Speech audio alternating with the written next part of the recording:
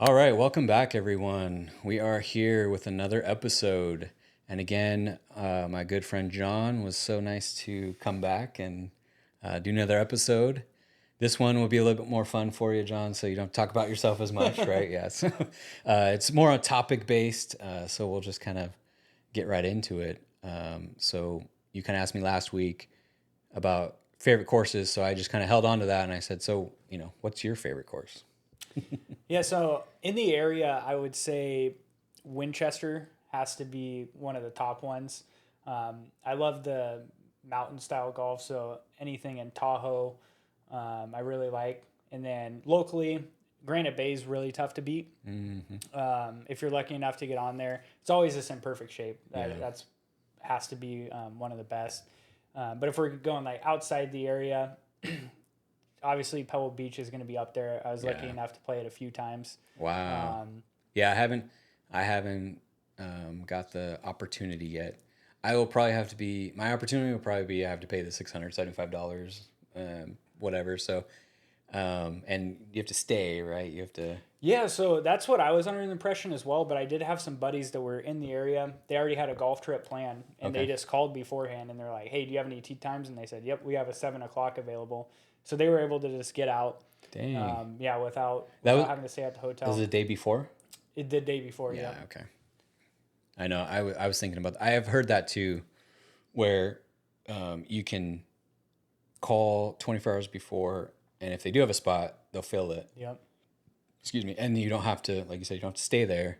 You just But pay it's the price like, of the round. yeah, but I'm assuming, you probably get last tee time of the day or something. Yeah, But that was pretty surprisingly they 7 got an early a.m. one. Yeah. Dang, and they got to finish. Yeah, it was before they had even gotten to the Monterey area, so Mm-hmm. they were in the Sprinter van at 2:30 in the morning because they weren't going to miss that. Yeah, But that's pretty cool. So okay, so keep yeah, so going back to anything in courses. Monterey, I think's up there. I kind of have a hot take where I personally think that Spyglass is a better course than Pebble. Not many people will say it, but just as far as the layout, you still get a little bit of the ocean view. It's not quite as scenic, but as far as a golf course layout, that's probably one of my favorite. Yeah, you said Spyglass. Spyglass, yeah. Is that the one where like their greens are just like super fast? Yeah, Is that they're a lot like Pebble, just a little bit bigger. yeah? Um, Yeah, because I know Pebble, you got all those small little greens yeah, and yeah, small it's in targets. 17-mile drive, so it's in Okay. a similar area. I haven't played Spanish Bay or Cypress yet. It's over there. I heard Cypress is unreal, but I don't know if I'll ever have a chance to get out there. But probably my favorite course in college, we played this course in Inverness, which was in Toledo, Ohio. It was a super historic club that had held a bunch of major championships. I think it just held the U.S. Women's Open, or is going to. And so yeah, that course was unbelievable. Just as far as the greens were perfect, the fairways were cut so thin it would have been like good enough for any of the courses out here. Yeah. For like the fairways could have been the greens. Oh wow! So yeah, it Dang. was this unreal shape and just super cool course. Yeah, yeah. I always think about that too. Like the pros and their courses, are they? I mean, is it like you're hitting off a carpet almost? Like because Yeah, it's so tightly cut. it honestly took me a little bit to get used to because yeah, it's so cut and it was raining a little bit. So like if you didn't hit the ball absolutely first, it was tough to like make contact. Yeah. But yeah, I almost noticed that I had to change my angle of attack just with how short the grass was. Like there was no padding on it. Yeah. Now, back in your college days or any of your tournament days, did that take you to any of like the East Coast courses or? Yeah, we played in Florida a bunch or Oh, nice. a few times. We played in the national championship there, and then I did play when I was 15. I was the youngest person to qualify for the U.S. or USGA Pub Links. Nice. So we played a course in Washington, D.C., and that was really nice as well. Like I haven't played too much on the East Coast. I have played Pinehurst, but East Coast, like nice. the Northeast golf Yeah. is just completely different. Those are like my favorite style of courses. What makes them different? Because I mean, I've never even seen them It's or anything. mainly So. the condition. I think it has to do with how much water they get. Like every course is this pristine shape. And then I also like the layout of the tree line courses, Yeah. just the old historic feel. Okay. I mean, I feel like we have a lot of being in California, Northern California. I feel like we have a lot of tree courses. Yeah. Is it just like it's almost like it's set up in the trees? Yeah, I think it's Or more like the grass that they use out there, and I'm not sure if it has to do with the rain or what it is, but it's always perfect. Okay. Like the club goes way more smoothly through the ground. You're not getting it's not choppy I see. dirt. The rough's always like very luscious and thick. Yeah. I would compare it to kind of like how Yocha is. Mm-hmm. Like that type of course seems like it's every single course over there. And how is it playing in Florida? Because Very hot. Yeah. Yeah, very hot and humid. Humid, yeah. Yeah, I'd say the biggest thing that took me by shock is you never really think about on the greens, but the grain of the grass, it completely changes how you read putts. And there were certain ways they were trying to tell you to like, if it's shiny, then it's going to be fast because that means it's down grain, and then if it's not, it's into the grain. Dull, yeah. Yeah, and so there was like different ways they were doing it, and I couldn't figure it out. I hadn't played enough on that Bermuda grass out there to figure out what was going on. Yeah. But I couldn't make a putt to save my life. Yeah. Have you played, like I've been to St. Andrews and the old course, but I didn't get to play it, but I got to see it, walk around, Have you played any of like the UK courses or anything? Have you played out there? I've actually never been to Europe. Oh, sure. Okay. So Sorry, yeah, I was overshooting it. Yeah, no. Just kidding. That's a bucket list. I got to get that on the definitely. books and just go out and play all those courses in Ireland, Scotland. Yeah. I always worry about, because you hear those horror stories of like losing your clubs or they get dinged up. So even like I've flown to Phoenix and I just rent clubs, even though I'm probably going to play as well. But I don't know. I just have fear of, I don't know, they getting dinged or whatever. But I mean, did you have any of those issues when you were traveling? No, I think I was pretty lucky. Never had a lost bag, which was nice because that would always kill a tournament or anything like that. But especially in college, they gave us travel bags that were super padded and then with like a pole. Were they hard case? Yeah, hard case travel bags, Yeah. and then or it's actually soft case, but like half hard, half soft. And then they had this like pole that would go up so your clubs couldn't get smashed. And then we always threw extra padding in there, so. I never actually had an issue with it, but I think overseas travel, getting your clubs is where the bigger issue comes along. Because you're usually catching another flight or layovers, and I mean, it's not like I've known anybody who has had it. I've just seen it over exaggerated on Instagram, right? And I've had people that I know that I follow. I've seen it happen, or their clubs get scraped up, and then they post like "screw Delta" or whoever it was. Or Zyre Golf will post something, exactly. right? Yeah. So you haven't been over there, but I mean, and what made me think of that was when you're saying the course conditions and the greens and stuff.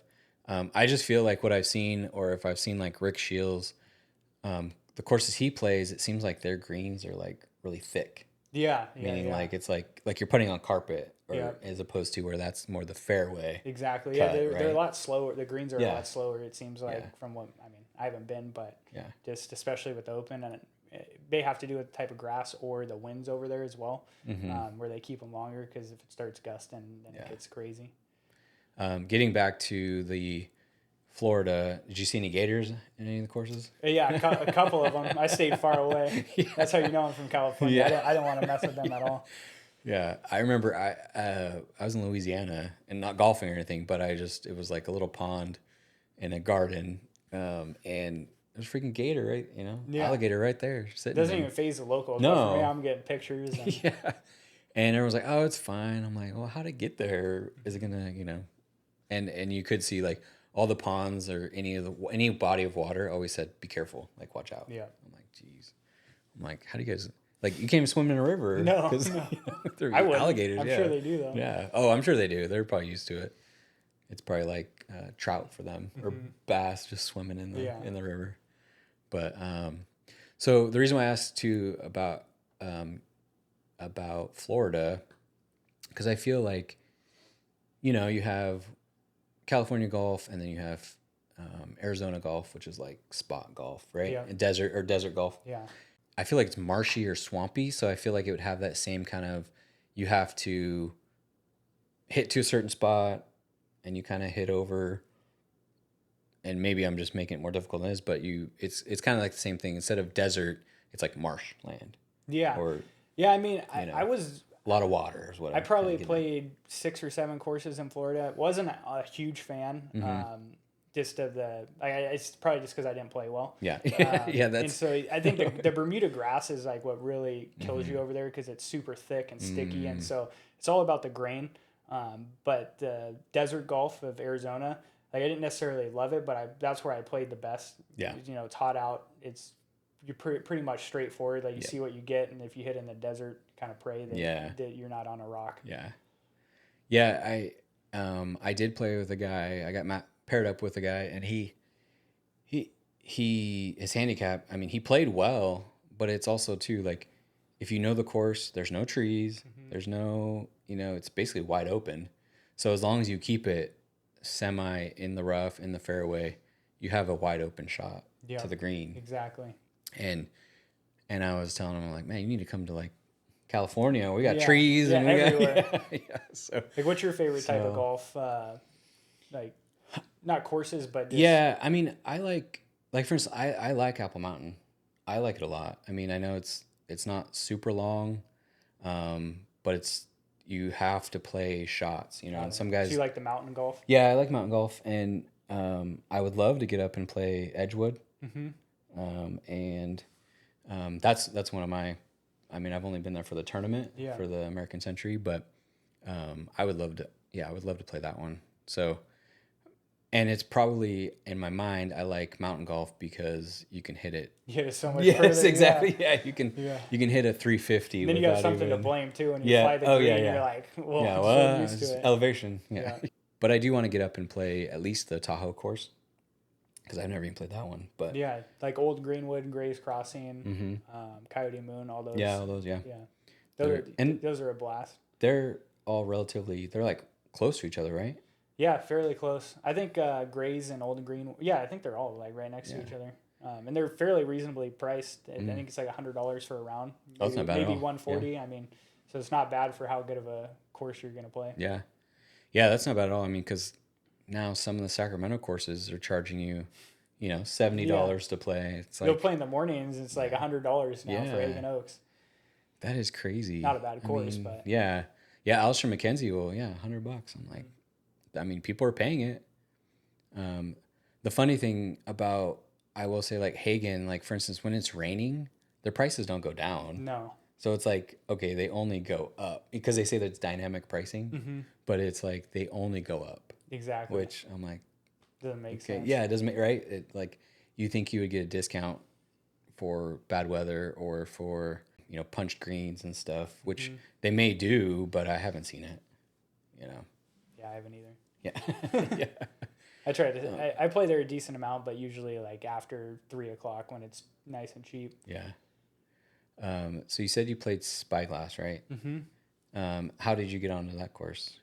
So that's actually public, but it's super expensive to play. I think it's like $350 to $450, just depending on the time of year that you play.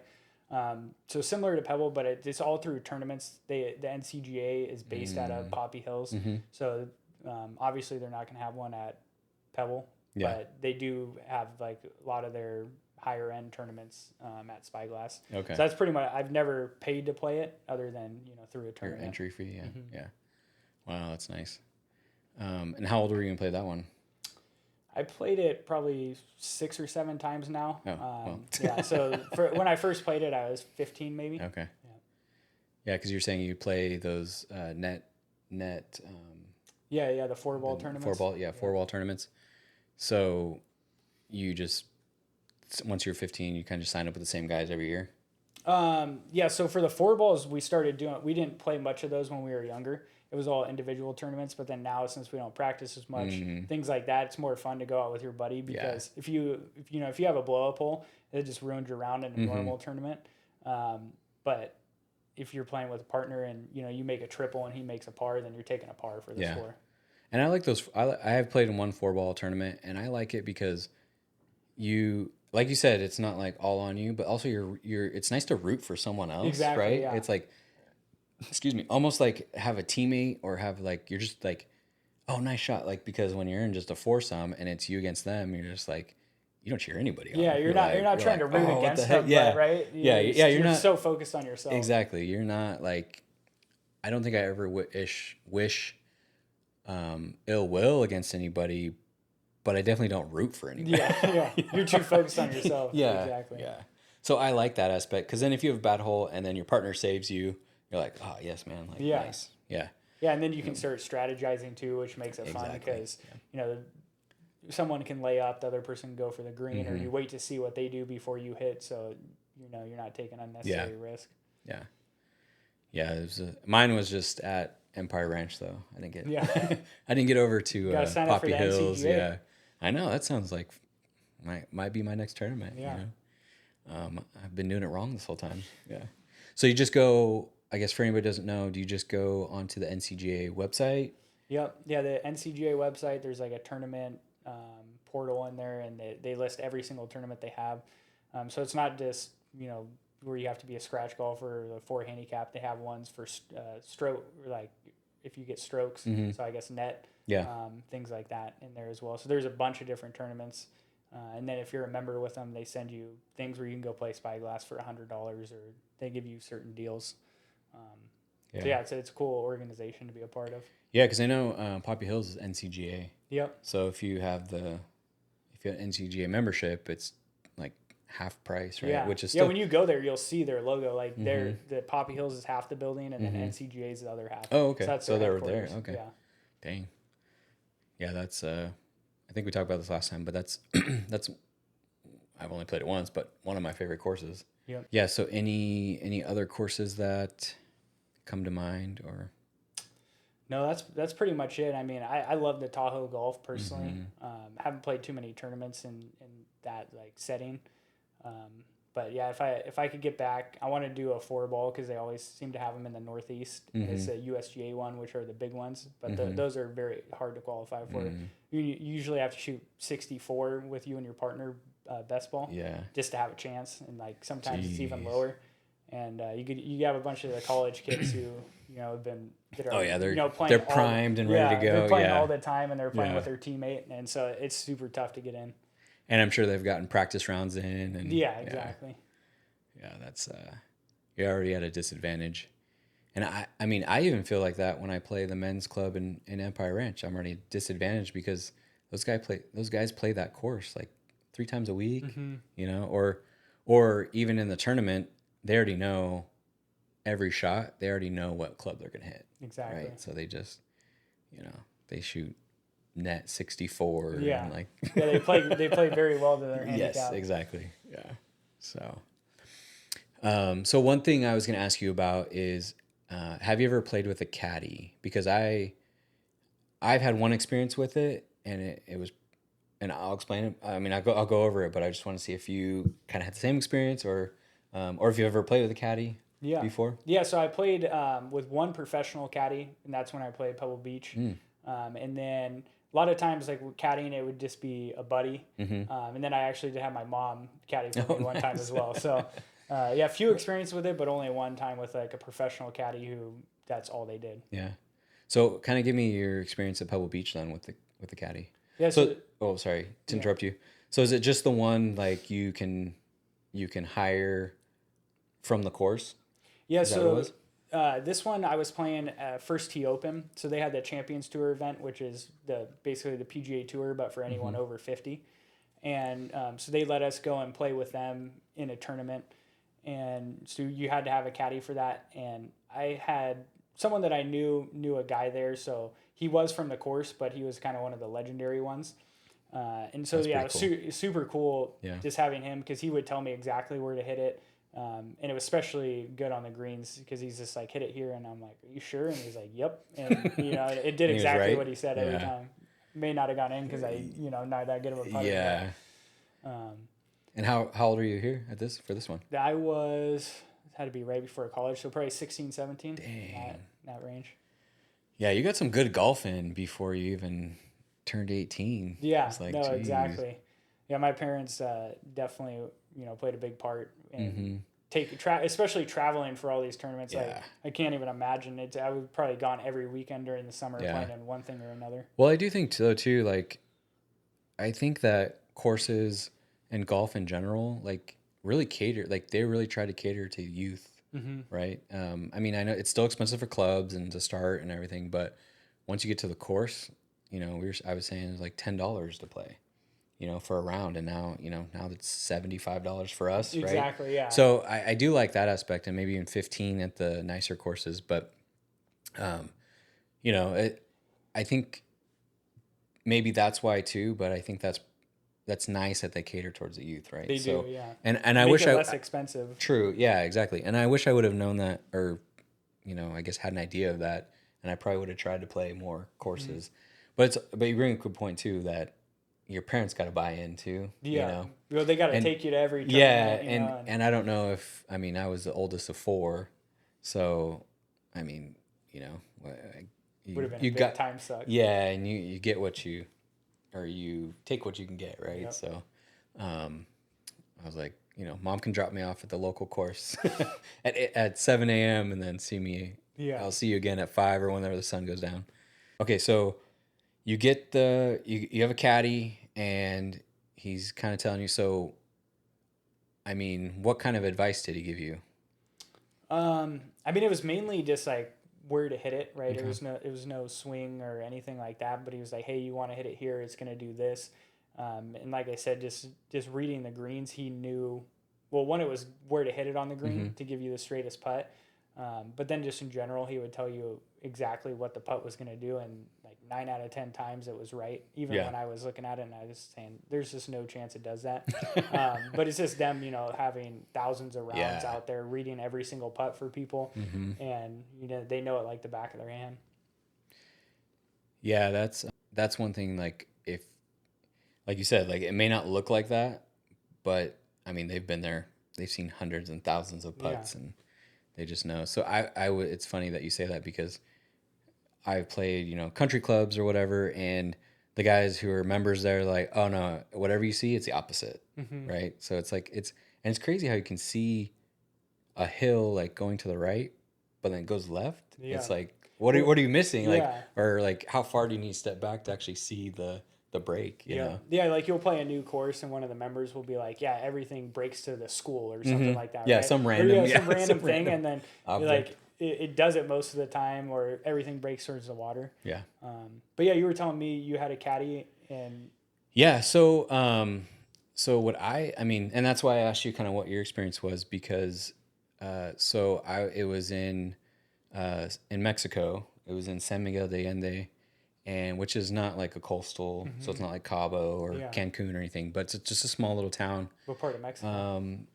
It's central Mexico, so it's and I can never say it right, but it's Guanajuato, Okay. Mexico, or that's the state, and then the town is San Miguel de Allende. And we had 5 of us, and you could, I think you could not get a caddy, but I mean, I was like, oh, I've never had a caddy before, so I'm like, yeah. But we had to rent clubs and everything, and they weren't like top of the line. They were just like probably 10-year-old pings and stuff like. But the cool thing was my caddy, or just having a caddy in general, he kind of watched me for the first like 2 holes, and then after that, I never had to think about another shot again. It's like it was the most awesome thing. Once he figured out your game, Yeah, he was well, just he's like, yes, all right, do he this. saw me and he's like, and so basically he knew I could hit far. He knew like he even knew my yardages after after 2 holes and And you haven't even hit every club. yeah, exactly. So and he even pointed like, oh, because he's like, you can hit far, and he's like, so you want to aim right here, and I'm just like, I don't know if I can hit, if I can hit that far or whatever in my head. And he's just like, nope, do it. And so I did it. And at the time I was hitting it straight. So it went straight there. And I was like, okay, I trust you. So from that moment on, I literally, like, he even teed up the ball for me. I felt I mean, it's Mexico, Yeah. so they're like super like helpful and want to like do everything for you. And you tee it up, and then or if he didn't tee it up, he handed me a tee every time. Nice. He'd hand me a tee. Yeah, that's first class service. And then right he'd there. hand me the club. Like I didn't even have to have to ask. look? Yeah. And then like one time, I like the par threes. He even was like, nope, hit this. He like handed me a 9. I'm like, are you sure? He's like, nope, hit this. And it was perfect. It was like hit right in the middle and then rolled down right by the hole. I'm like, it just was, it was so fun because one, they let all five of us play together. And then two, I don't know, it was just so fun to not have to think about yardage. And that's the thing too, he didn't even tell me yardage. He just handed me a club. And then if anything, I'm trying to remember, but I think if anything, he would just be like, "Oh, take a half swing or quarter swing." Yeah, how was that for you Or not knowing the yardage? Because I think that would throw me off quite a bit. well, I think because I hit a few well from his recommendations, I just trusted him, Okay. you know. And if anything, I remember I did have one like miss hit, but it was my fault. You know, it wasn't. It was like I was trying to hit over a tree, and it fell short. Anyway, and then like I just remember like I have this picture, a picture of all of us because I took one from the back, and it's funny because excuse me, geez, it's funny because there's five of us, we have five caddies, and so when we're on the green putting, it's like a posse. It's like it was like we had a almost like an entourage Yeah. It was like a because tense amount of yeah it. so and that was a cool thing too is like you said with the greens, he would just say, you know, oh, aim here, and then it was up to me to, you know, get there. But I will say that's the only thing that I didn't like is that the putter, it was just very light and it didn't have any weight to it. So I didn't really. That was the only thing I couldn't You were really get. struggling with that. Yeah, I couldn't get like the weight down It's or always like tough when you don't have your own clubs. and then also too because I was sharing a cart with one of the guys. Sometimes they would hand me the other putter. So, You're getting them all so mixed yeah, up. so it was like sometimes I had the blade and sometimes I had the mallet, and so I was like, yeah, it's fine. It's like, you know, we're not out there to. I wasn't out there to have shoot my best day. I just was out there to have fun, and I think that was definitely one of the most fun. Just like, you know, hanging out with the guys and just swinging away. Yeah. What were you there for? It was my buddy's 40th birthday. Okay. Yeah. So it was just the husbands went and played golf, and then the wives went and got spa day. Nice. You know, so Yeah, those are the best. Like now that I'm getting older, is just going on golf trips with the boys. yeah, And I mean, I feel like that's the only time I really take vacations now. That everything's like kind of it has to do with golf, but Yeah. you know, it's just it's a good way to get everyone together. yeah, and I think it's also a way to get everyone to like buy or like commit. Because if it's like, oh, we're just going to Tahoe or whatever, Yeah. or they're like, I don't know. But then you say golf, Yeah, and you're and like, oh, I'm everyone's in. in. Yeah. So yeah, it's probably a little bit easier for you, you know, just get the boys together. But we have to sometimes we got to think about the wives and Exactly. like, you know, Yeah. Playing the spot. what days yeah, what are around. they gonna do? Yeah, Yeah. exactly. So, but yeah, I mean that, you know, just being in Mexico in general, and then golfing and just having that experience, yeah, it's still one of the best ones I've ever had. Nice. And even without a caddy, I think it would have been a good experience. But I do remember my first swing, and he was probably like, my caddy was probably like, oh God. First swing, I topped it. You know, I wasn't using, I just hadn't hit that driver, right? So, but I topped it, went maybe like 50 yards. He's And, like, this and could be he, a long day. yeah. And then he was like, I was like, can I hit another one? He was like, sure. And so I hit it, same thing. And I was like, okay, this is gonna be a long day. I thought the same thing. But then the next couple holes or next hole and a half, my swing came back and I was okay. So the weird thing was, for that day, the lower I teed it, the better I hit it. And then when I rose it, I was like, oh, because I topped it, right? So I even teed it higher for that second shot, and I topped it even worse.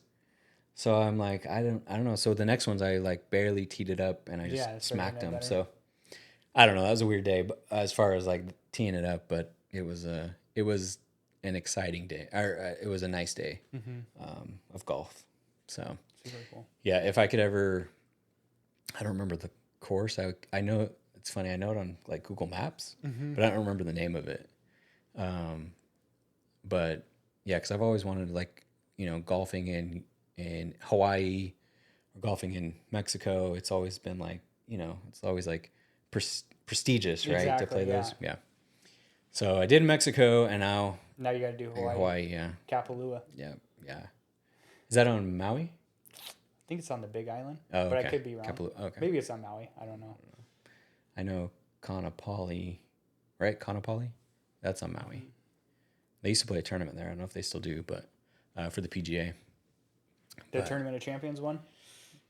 I don't know. It's beginning of the year. I know that one. That's Tournament of Champions. Yeah. Okay. So, but yeah, I mean, I do feel like if I ever play Pebble Beach, I'm just go all out, get the caddy. Yeah. Hopefully, like you said, I can get a tee time that's during the day and not at the end. Yeah, yeah. Yeah, because I think that And the hotel they make you stay in super pricey. Mm-hmm. Yeah, it's like $1,100 a night or something. That's crazy. So, yeah, so if I ever do play Pebble, I want to be able to, get the caddy, hire the caddy, get the full experience. I don't want a cart. I want to walk it. And I'm sure as a junior, you got to walk it, right? Yep. Yeah. Yeah. It's not a hard walk. It's not a... No, it's fairly flat. I mean, it's a pretty easy walk. I mean, there's a few holes, like, what's that? The par 5 that's up the hill? Yeah, I think number... What is that? 6? Okay. Yeah. Yeah, right before that par 3. Yeah. Oh, how was that par 3? It was super cool. Yeah. Yeah, I still have some pictures in my phone of hitting the tee shot, but nice.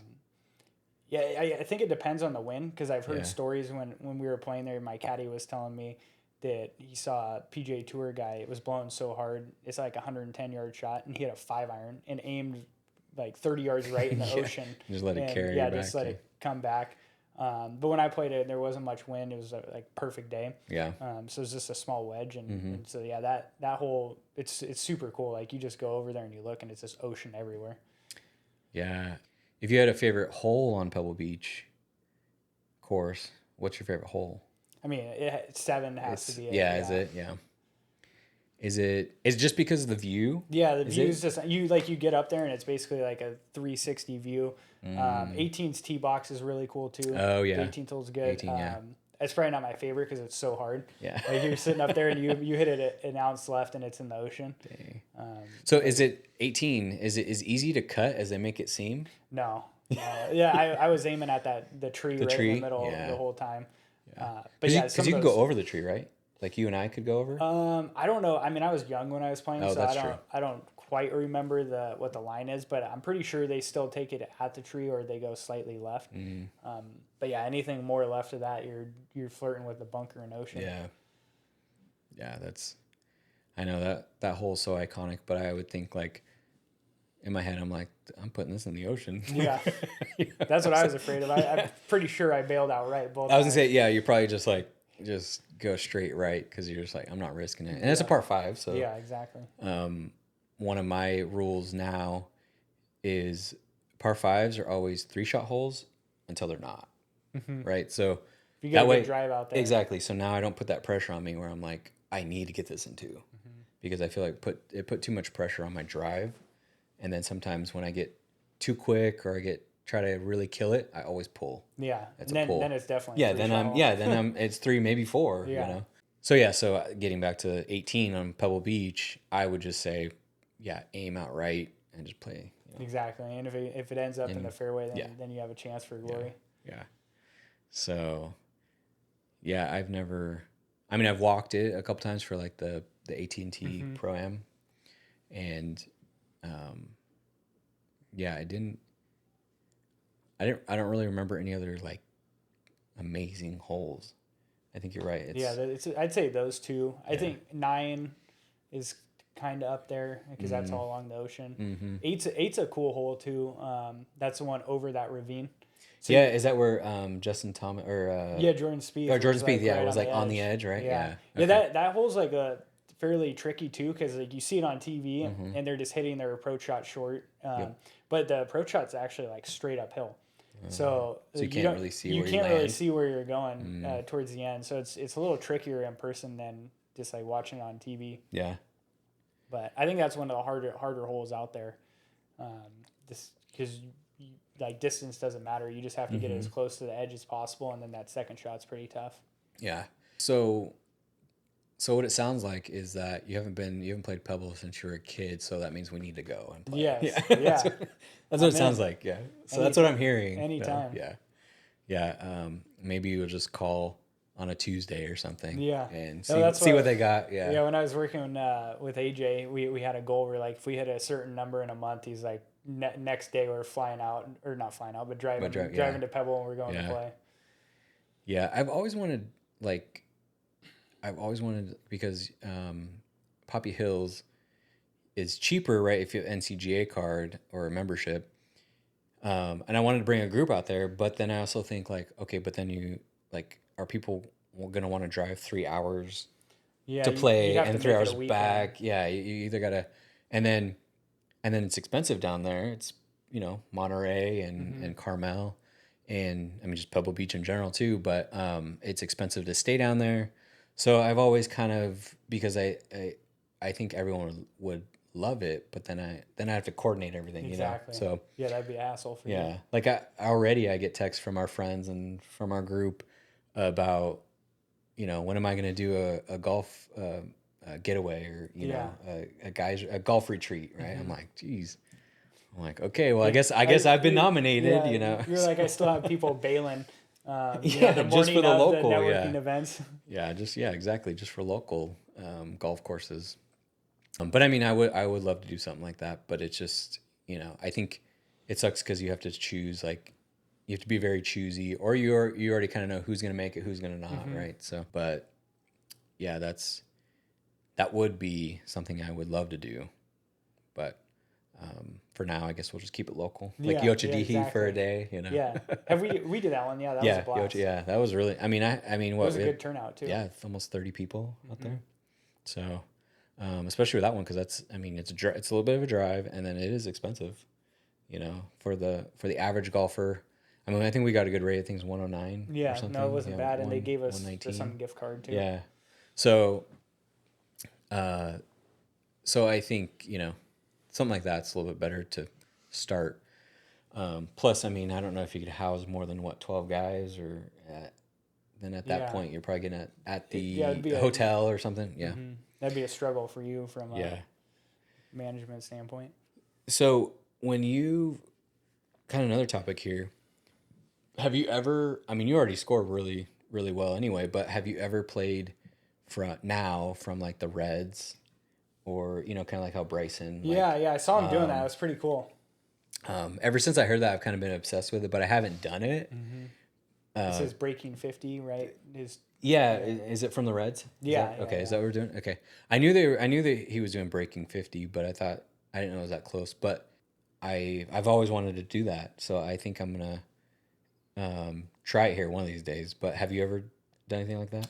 No, not from that close. I mean, when we go out and play and we're playing the whites, Yeah. Because I just play whatever tees everyone Yeah. else is playing, and so I think whites is probably the closest I've gotten. Yeah, I even have you played Mather in a while? I haven't not in 4 years probably. Okay, so before the whites at Mather were kind of like blues, like, or they were a good ways back. They were whites, right? Yeah. Well, I just played there not too long ago, and the whites are like way up, like 70 yards up from Got it. blues. So it's a big difference. Yeah, it was huge, and I was just like, oh, because I was like, oh yeah, guys, we'll just play whites, and then we played a few holes, and I was like, and then they said the same thing, like, should we play blues? I'm like, yeah, we got to go back. Like, Is it way too like, short? yeah, because like blue was back there, and then we kept driving, like, and then on that par four, and the white made it like 312, and I drove the green. Well, to the right, I didn't drive on the green, but I was pin high with the. No, it does make it fun though when you start playing the white tees in some of the events, because especially like scrambles and things like that, they'll put them up and you can start going for the par fours. Yeah. Yeah. So so you've never played Reds, but in scrambles, are you I guess the bomber in a sense? Yeah. The more for the most I part. would With think our you're- work ones, yeah. it's like swing as hard as you can and try to get us as far as possible. Yeah. I kind of talked about this a couple weeks ago, and I'm starting to not like scrambles as much because it always started to ruin my game, my personal game. Yeah, Renee and I were just talking about that because Yeah. we played in one, and it's like once someone gets in the fairway, it's like, hey, swing as hard as you can. And the next time I go out and play, my swing's all off. And, Takes about a round or two to recover. Exactly. Yeah.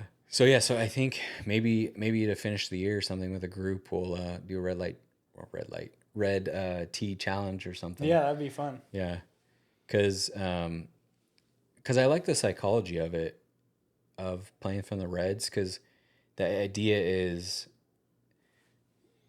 you're gonna get used to, like, so for now, like if I have a 10-foot birdie putt, I'm like, oh, I need this, Exactly. You don't see right? them as much. Yeah. So the idea is now you're closer, so you're gonna have more of those opportunities. So then, like you said, like with tournament golf, you're not nervous in front of people. You're not, so now when you have a 10-foot putt, you're like, oh, this is going Yeah, you down. get more Right? comfortable with Exactly. making birdies. And it doesn't seem as like you're reaching, or like you're, like, oh, I've never seen this before, or I need this birdie putt, right? So that's why I would like to do it. But I've always said this too, is like, I don't know if it's ego, or maybe I was like, if the marshal sees me playing from the Yeah. reds, or like, I don't know. I don't know if, do they have an issue with that? Do you think? No, probably not. They probably prefer it. It makes you play faster. Yeah.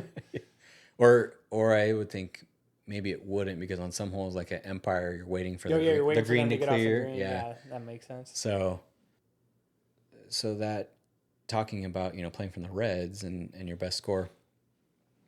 What is your best score? I don't think I've ever even asked you that. Yeah, so for just like a casual round, 65 out at Ansel Hoffman. Holy smokes. And then a tournament round was 66 in Arizona. Jeez.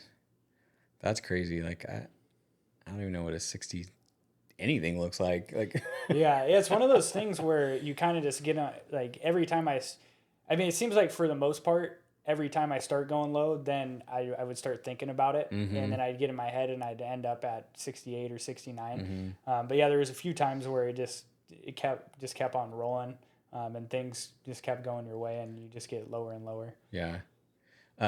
So, I mean, I'm assuming 66, you remember that round. Kind of, I mean, take us through that if you remember it. Yeah. Take us through that. Yeah, so this tournament round, we were college tournament, and I'd been playing terrible leading up to it, and I just was on the range for like a couple hours the day before, and I was like, this is going to be a bad day. And so I started out in college, you play 36 holes Okay. the first day, and then 18 the next day. And so I was just like pretty nervous. I was like, man, I'm going to throw up an 80 here. Like I wasn't feeling very confident, and I shot 72 the first round, kind of eased my way into it. And then the second round, I think I birdied the first 3 or 4 holes, something like that. And I text my mom, well, you're not supposed to like have your phone in the college tournament. I was like, Mom, I'm about to go low today. And so, yeah, I just like played pretty good golf. I don't think I may have made one bogey. Yeah. But yeah, I was just hitting a lot of greens, making a good amount of putts. And yeah, I remember getting up to the last hole, and everyone kind of waits at the end of the tournament. And it was a par 5, and I had like a 20-yard chip to the very back part of the green, and the green's like super narrow this way. So I kind of had to hit a flop shot, and I'm sitting there like, have one of the better rounds of my life going. And then 2, everyone's watching. I'm like, man, I really hope I don't just like skull this thing right into them. But I hit a good one, got it up and down, and yeah, I was pretty pumped about that. Yeah, that's crazy. And then you have to follow it up the next day is the worst part. Yeah, now the expectations, right? Yeah. So you said you birdied what, the first 4 holes? Yeah, I think it was first 3, and then yeah, just slowly creeping in some birdies here and there throughout the round. But yeah, I don't think I've ever had a bogey free round. But I probably only had 1 bogey that round. Nice. That is, and then you said that was in Arizona? In Arizona, yeah. Yeah, I seem to play my best golf in the desert for whatever reason. I don't know I think it's probably the heat out there and just like the layout of the courses. But yeah, anytime I could get to Arizona, I was thrilled because I knew I was probably going to play pretty good. You're licking your chops for Arizona. Huh? Yeah. Yeah, well, I've played in Arizona a couple times, but I've noticed that when I did play there, at least the courses I played, it's, desert golf, and there's like no trees.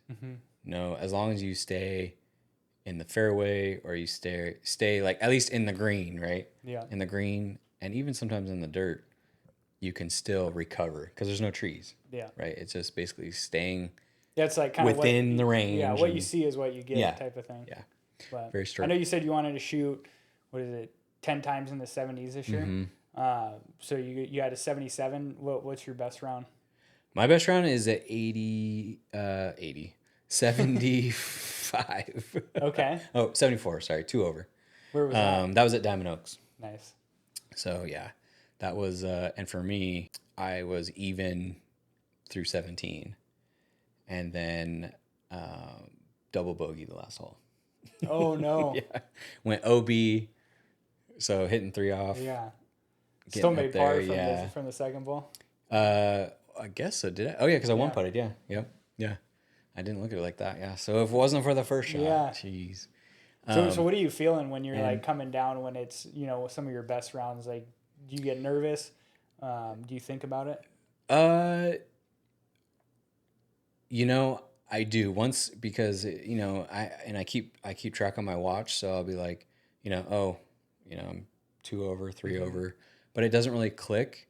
But then as soon as I, like for instance, that round I blew up at Empire when I got a 7 on a par 3, I was like, once I was like, okay, I need to do this to do this, then the wheels fell off. So like that round, my best round ever, it was almost like it just started so well because I went birdie, eagle. So I birdied the first hole, eagle the second hole. So I'm 3 under after 2, and it's almost like you're playing with house money at that time, right? So then a bogey didn't seem as bad, some pars here, and then I did birdie a couple holes on the back 9 as well to cover the bogeys. So I think when I started so well, I had a feeling it was gonna be a good day, but usually I'm like, okay, well that's just gonna help me for my doubles and triples that come later, right? Exactly. So I didn't really believe until But it's still the very end. Yeah. Once it sets in. So I think it's always like the last 3 holes where I'm really starting to feel it or think about it, and like, and that's when it affects me, because I've considered myself a strong mental player, but now I'm not.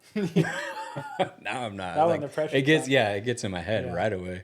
So like even like chips, or we played 3-putt poker a while back, and Brian Finkel was like, I hit it on the green, but it was far away. He's like, oh, it looks like 3-putt. Well, 3-putted. I was like, damn it. So it's just, it's definitely not as mentally strong as I was before. But yeah, I think like you said, like if I just work at a few things, I think I get in the 70s here pretty soon. Pretty consistent, yeah. It's just little things here and there I need to work on, but maybe we'll go to the range and work it out. Yeah, let's do it. Yeah. So that was your best score in a tournament, and your other one was 65? Yes. Yeah. And that was where? That was at Ansel Hoffman. Oh, Ansel. Yeah. Oh, dang. You shot that at Ansel because it's that's the tree course. That is. Yeah. That's where I grew up playing. I played the most golf there, but I was playing morning round with my neighbor at the time, and I think I started out fine where I was like 1 under, and then on the back 9, I just went nuts and had 6 birdies, and like they all kind of came at the end too, which was nice because it didn't give me much time to think about it. Yeah. The one where it gets in trouble is like when you start out really hot and you go 4 under through 7, and then you're kind of playing cautious the rest of the round. Yeah. Where it seems like a lot of my best rounds you're playing not to lose. Yeah, right? You start like being like, there's water over there. I'm gonna hit it 20 yards right of that. And then it gets you in some trouble. But yeah, my best rounds seemed to be where I was like playing decent, and then on the back 9, it just like I didn't have time to think about it because it was just all happening so fast. And when you shot that, did they still have the green up on that par 3 in the back? Yep. 14. Yeah, that was all up top. That was right before right after they added the tips in there. So they only had the blues before, and then they added the golds. Yeah. But yeah, the 14 it was up top. Yeah. Have you ever got close to getting a hole in one there? I haven't, but growing up there, some buddies they like used to hide up in the trees, and so. So you knew them? Yeah, I did. Oh, yeah, my and so gosh. we were playing, and one of my buddies hit it, and they got his ball, and they put it in the hole, and he came in and was like, he thought he made a hole in one, and was all pumped, and he came back to the clubhouse, and they came back when he was in, and they're like, hey, you made a hole in one? And he's like, how'd you hear? And he's like, yeah, we put it in there. And he was so mad. Yeah, I heard. I remember hearing about that. I don't know when it was, but they were saying some kids were hiding up in the bushes. Yeah, it's a mean And prank. yeah, and they kept like, and the course I think knew something was up because it was like a hole in one like every other day Yeah. or like 3 in one day or Yeah. something. And it's like, hold on, there's something going on here. Yeah. So dang, that's funny that you knew them. Yeah. That's one of my favorite holes too, actually. Yeah, that's a good That one. it's I always short, struggle at the high. new one too. Yeah. Like Oh the yeah. new one they put in, it's so tough for how It seems short so it is. straightforward, but it's a mound. Yeah, it That's is. why. So, Yeah. and that's I was gonna say that's pretty cool that your birdie run on the back because I feel like after that par three, was it four? Is it 14 or 15? What's Um, the short or like the dogleg left? yeah, 15. 15. So yeah, 15, 16, and 17 for me are they destroy me. Yeah, and 16 is probably one of the hardest holes in the Yeah. area. That tree just is like right in the middle of the fairway, Like dead center actually. yeah, and then that green is kind of like it's protected so well too. But yeah, those three holes, and then sometimes even that par five. But I do like that par five because usually I can get there in two, or I have You at least I have a get chance close. at birdie, Yeah. right? Yeah, even if I don't make it, I have a chance for a birdie. And but yeah, that's pretty cool. Yeah, I would love. I've had those rounds where, I have like 5, 6 birdies, but then I have a double, I have a trip, it just like negates those things. So I would just love to have that like consistent birdie run or just that round where it's just like You limit all the every, high scores. yeah. But yeah, so dang, Ansel Hoffman. Huh? And how old are you for that one? That was probably 17. Dang. Yeah, something 16, Yeah, 17. you played college, so you were pretty dialed in. Huh? Yeah. Once I got to college, my scores didn't really drop because like the courses got way longer and harder that we were playing. Yeah. So I feel like I was maxing out at 68. Oh, I see. Yeah. And like now, I feel like if I had the short game that I did when I was in college, with how far I hit it now and how much better I hit it, I probably could go a lot lower. But making putts is like impossible for me now. Yeah. Yeah, it's great. Like, I mean, I know we were like high school kids, but I feel like, yeah, I hit it so much further than I did then. Yeah. But I mean, I guess it makes sense. Yeah. Bigger, I mean, you're even bigger, in stronger, college, more mature. exactly. Yeah. Yeah. Even in college, I think it was because I was so technical, but I was hitting at like 260, and then now, I mean, it's basically 300. Yeah, if not 305. Yeah. Yeah. Yeah, Which you're makes pretty. a huge difference. You can just overpower courses. Yeah.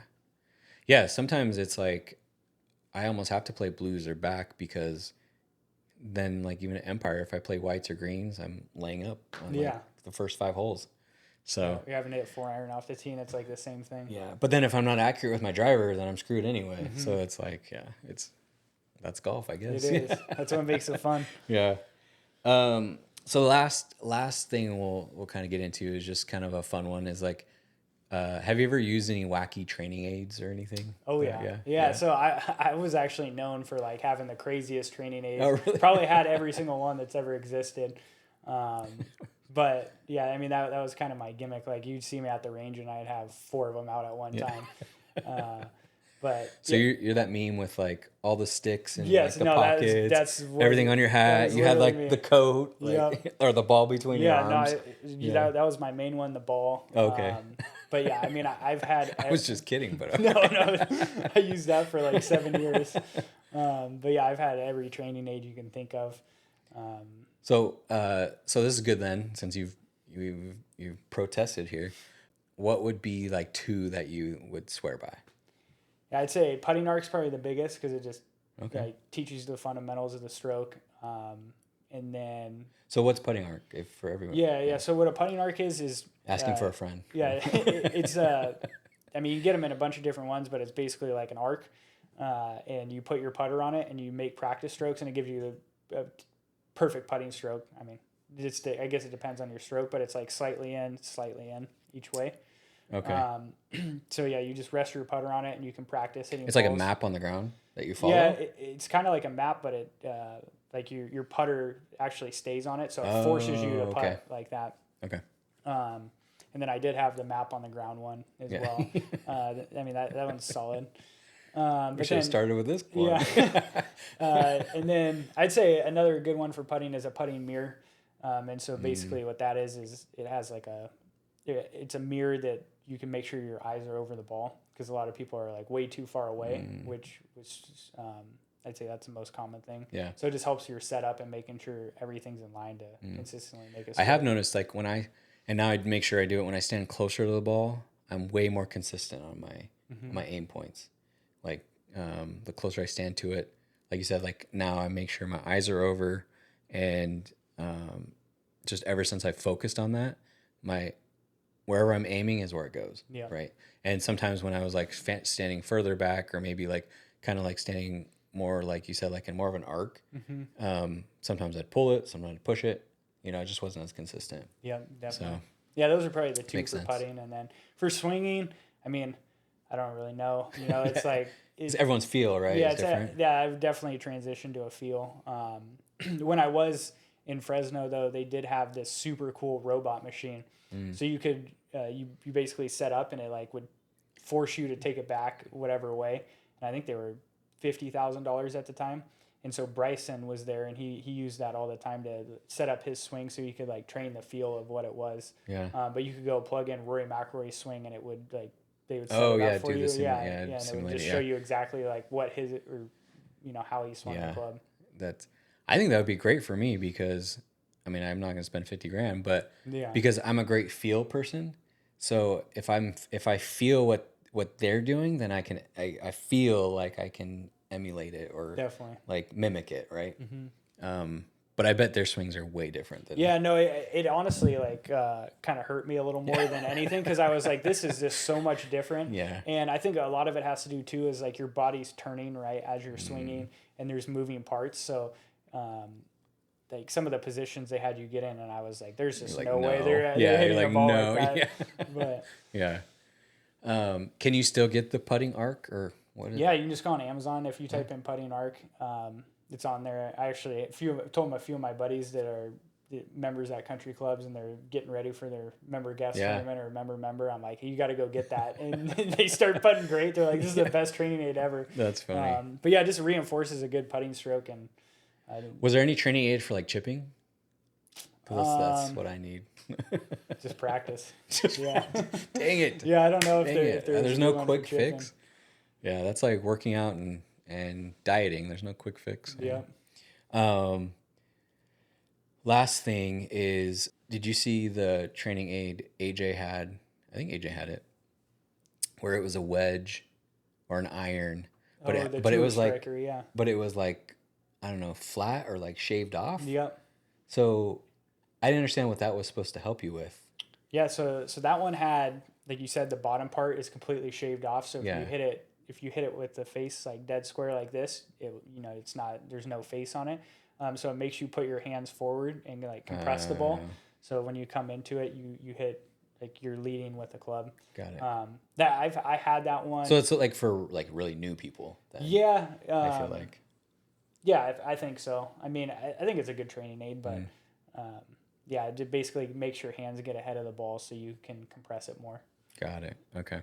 Yeah, I saw that one and I was like, that one's crazy. Yeah. Yeah, I think he might have given that to like Rich or something. Yeah, I think he did. You saw it? Yeah. Because Rich still have it. He does. Yeah, I think I saw it in his bag the other day when we went to the range. Yeah, he was like, never seen that again. No. Did you ever try it's like a sweater, or not sweater, but like a compressed sleeve, the double? Those. Really? Yeah, I had those too. Those are actually not bad, but they definitely limit your restriction. And I feel like the new golf swing, everyone talks about width, like you want to get as far away as possible. Yeah, that makes you keep everything closer together. So I think it serves a purpose, but it's not the one. Not the end all be all. Yeah. Dang, I didn't know. We'll have to. Yeah, I'll have to go to my parents' house and break these things. I'm sure they want to get rid of them. Yeah. But yeah, I probably have buckets full of all these different ones. That's pretty cool. Well, maybe we'll have to do a video and go out to the range and try them all. Yeah. That'll be a good one. So, well, I appreciate you coming on again. Yeah, thanks John, for having me again. And I hope you had as much fun as I did. It was really, blast. good couple interviews, and just chatting it up and chatting up golf. And I appreciate you again sharing all your stories and all your funny training aids. Yeah. I can't wait to see them all. So Yeah, I'll send you a picture. Yeah. And then bring them out next time we go to the range. Yeah.